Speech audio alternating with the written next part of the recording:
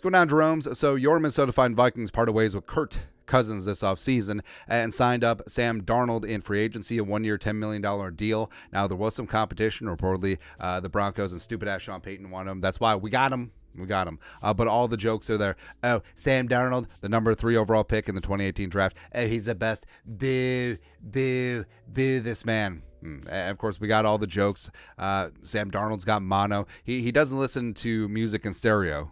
He listens it to mono. I like Vincent Van Gogh. And also, you know, the whole Incredibles thing. We get it. Also, I mean, the Vikings, yes, should and could be looking to draft their quarterback in the future. But what if Sam Darnold works out?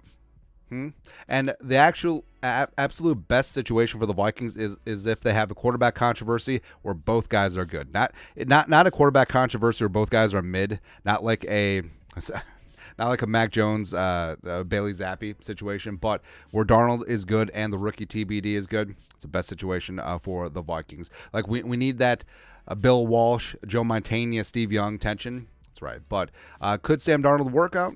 Certainly could. He's only 26. He's still young, and he came into the league at 20, and he's taken his lumps for sure. Mistakes he's made a few, but too few to mention. But much more than this. He did it his way or something. I don't know. I was trying to think of something clever camp, but here are 9 reasons why Sam Darnold could work out for the Vikings. Number 1, zero pressure.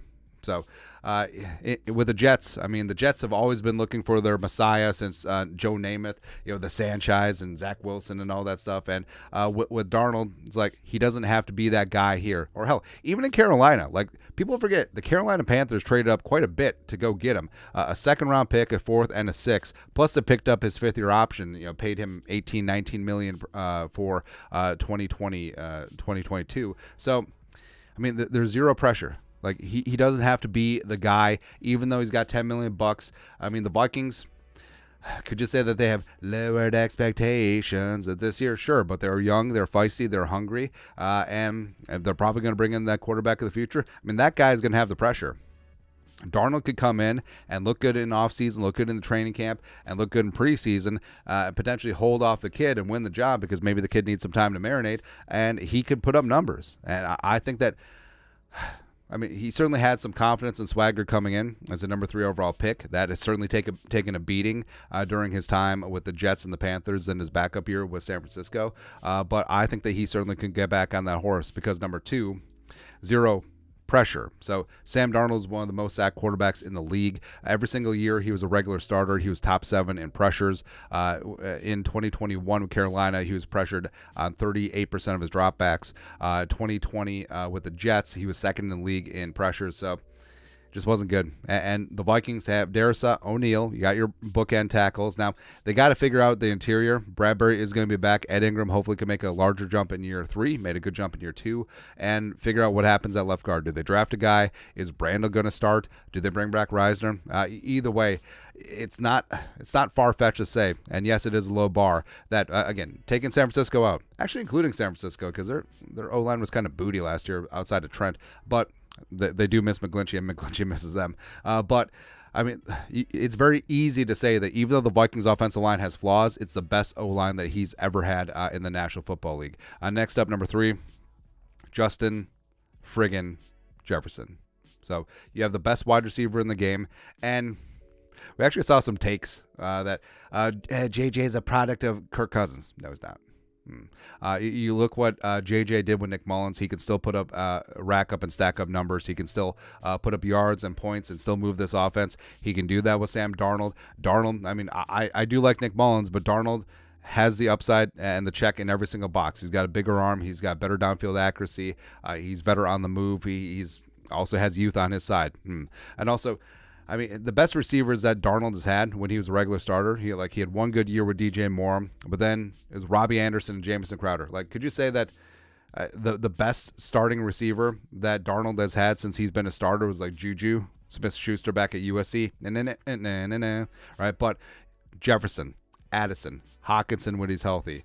I mean, that's a great trio of receivers that he's going to have at his disposal, not to mention the best wide receiver in the game. There you go. Next up, number 4, Josh McCown. So I think that was huge, the Vikings hiring Josh McCown. And people point to, hey, Josh McCown was the quarterback's coach in Carolina, and Bryce Young sucked. Josh McCown wanted C.J. Stroud, right? And behind the scenes, I mean, did you notice that, like, ownership, like, they had moles in the coaching staff, and they fired basically half the coaching staff with Frank Wright, so they just cleared out his guys, including Josh McCown. So I do not blame McCown at all for the toxic situation with the Panthers. I do know is that he knows ball, he knows quarterbacks, he's well regarded as a quarterback mentor.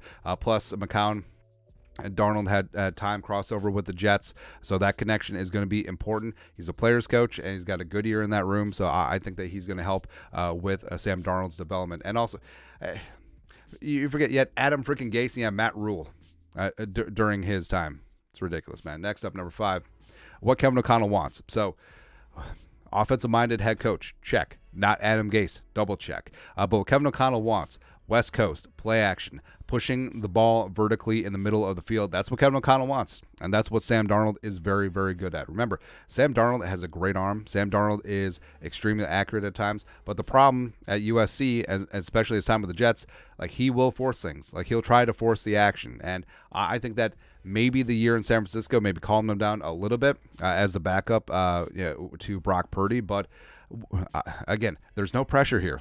Like, maybe he was under too much pressure at USC after his great redshirt sophomore season, redshirt freshman season, that, hey, I have to keep pushing things. I have to help my draft stock. With the Jets, hey, I have to be Joe frickin' Namath. With the Panthers, hey, this might be my last chance. And you saw him pressing.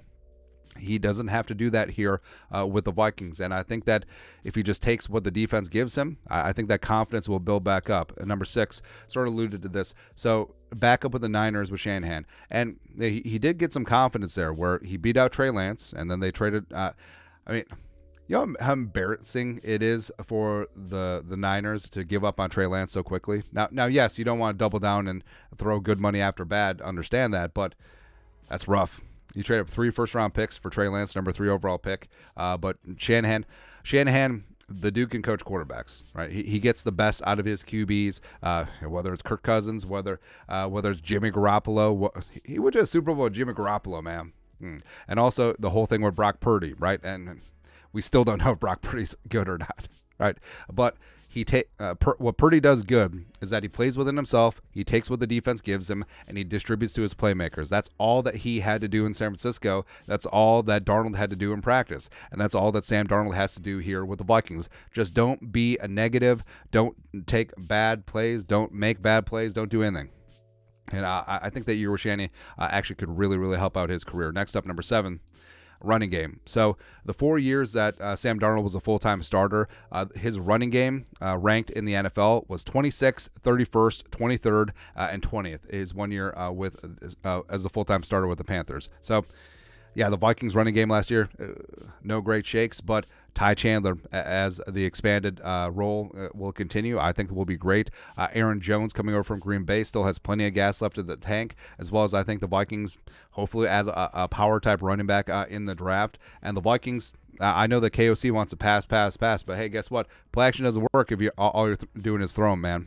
So having some balance will not only help Darnold, it will certainly help the rookie TBD if he gets in there. Next up, number 8, new culture. So, I mean, last year in San Francisco was certainly a step up in culture for Sam Darnold, winning organization. That's exactly what Kwesi and Kevin O'Connell are building here in the great state of Minnesota. And I mean, Jets and Panthers fans, like they'll admit, like they kind of have a losing culture over the last couple of years. And Sam Darnold was thrown into both of those spots, and it didn't work out. But now, again, he's only 26, so that's a big time factor. Like he's I think he's like 18 months older than Bo Nix or something like that, right? And he's already been through the ringer. He's already had all these experiences. Now, I don't think that he's broken like David Carr, where he was sacked 75 bajillion times with the Texans in 2002 when they were an expansion team.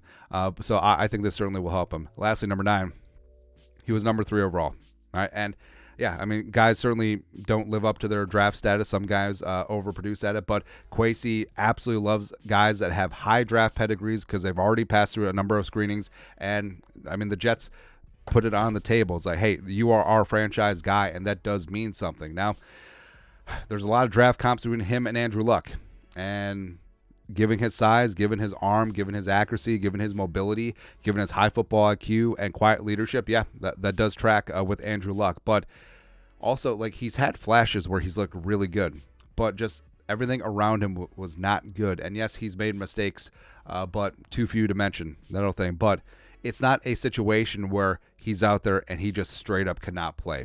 Like this is not a Zach Wilson or Ryan Leaf or Achilles Smith or Jamarcus Russell situation. No, this ain't that. Like, he has had sparks, and now he's walking in with Kevin O'Connell, Josh McCown, adults at the table actually coaching him, as well as probably the best situation that a quarterback can walk into in this league of spots that are open, where you have JJ, Addison, Hawkinson, Darrisaw, O'Neal, an improved running game. Plus that Flores defense is going to be building a bully on that side, man.